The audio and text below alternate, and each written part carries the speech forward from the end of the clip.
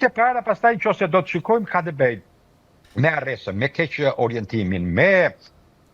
mjergullimin e trurit, do me thënë nuk funksionojmë mirë, nuk përqendrohemi mirë, me humbjen e ekuilibrit, me humbjen e shijes, me ndjeshmërinë, do me thënë në shikim, në lëvizje, në të kuptuarit e të perceptuarit e gjërat që janë shenjat shumë të hershme. Dhe këto duhet të jenë kampanët e alarmit. Dhe një nga gjërat që duhet të bëjmë me patjetër është që të edukojmë, në kuptim të edukojmë, të vazhdojmë të studiojmë, të mësojmë gjuhë të huaj, të lozim shah, për shembull, të mbajmë aktiv. Patjetër aktiv, sepse ajo është gjimnastika e trurit. Do me thënë bilingui,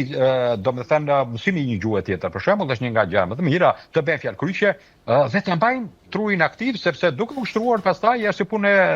si punë e muskulit, edhe truri që shtohen lidhje sinaptike, do me thënë lidhje ndërmjet qelizave dhe erko. Pra,